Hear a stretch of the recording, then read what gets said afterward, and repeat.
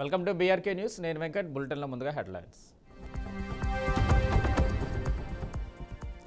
Visakha Vijayawada metro rail ప్రాజెక్టులకు నిధులు ఇవ్వండి, కేంద్ర మంత్రి ఖట్టర్ను అభ్యర్థించిన సీఎం చంద్రబాబు.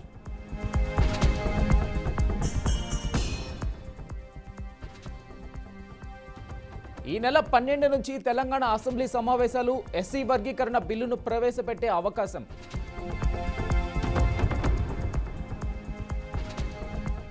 నేడు ఎమ్మెల్సీ అభ్యర్థిగా నాగబాబు నామినేషన్ పత్రాలను సిద్ధం చేసిన జనసేన అధిష్టానం.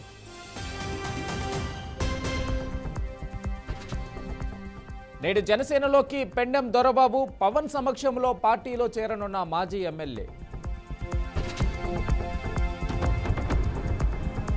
ఎస్ఎల్బీసీ టన్నెల్లో కొనసాగుతున్న సహాయక చర్యలు. 14వ రోజుకు చేరిన రెస్క్యూ ఆపరేషన్.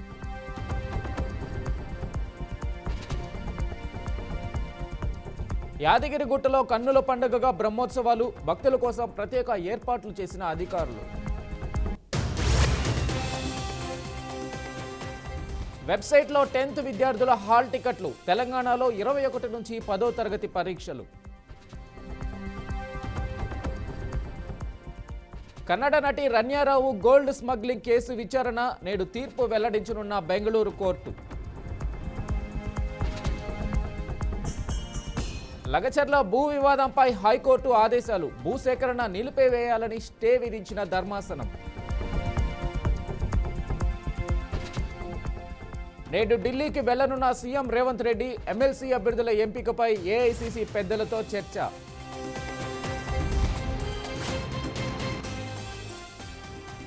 మూడేళ్లలో అమరావతిని పూర్తి చేస్తాం, ప్రపంచ బ్యాంకు రుణాలతో నిర్మిస్తామన్న మంత్రి నారాయణ.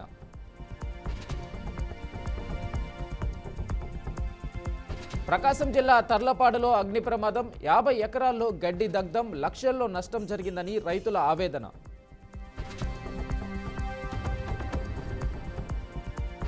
రామ్ గోపాల్ వర్మకు షాక్ ఇచ్చిన Mumbai court. Check bounce case పిటిషన్ను తోసిపుచ్చిన న్యాయస్థానం.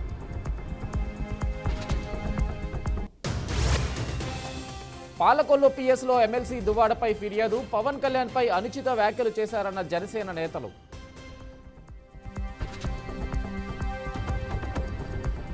నేడు 8వ రోజు ఏపీ అసెంబ్లీ సమావేశాలు. ప్రశ్నోత్తరాలతో ప్రారంభం కానున్న ఉభయ సభలు.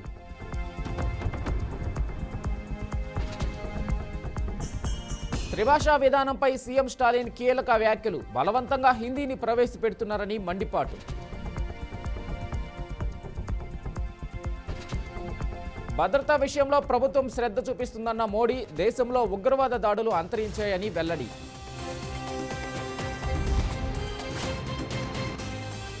మహారాష్ట్ర అధికారిక భాష మరాఠీయేనని స్పష్టం చేసిన ఫడ్నవీస్. రాష్ట్ర ప్రజలు మరాఠీ నేర్చుకోవాల్సిందేనని సీఎం ఆదేశం.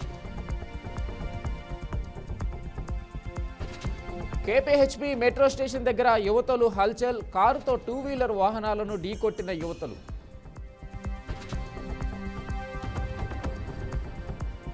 రేపు గుజరాత్లో ప్రధాని పర్యటన. నవసారి జిల్లాలో మహిళా దినోత్సవ వేడుకకు హాజరు కానున్న మోడీ.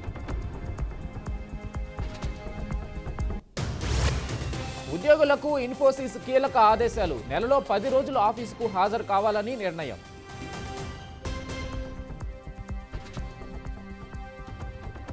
బందీలను విడిచిపెట్టండి, లేకుంటే ఎవరు సేఫ్గా ఉండరు. హమాస్కు అమెరికా అధ్యక్షుడు ట్రంప్ మాస్ వార్నింగ్.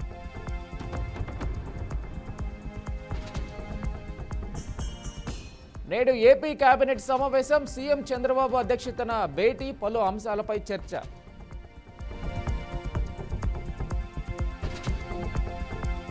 భవిష్యత్తులో అమెరికాతో వాణిజ్య యుద్ధం తప్పదు. ట్రంప్ తీరుపై అసహనం వ్యక్తం చేసిన కెనడా ప్రధాని ట్రూడో.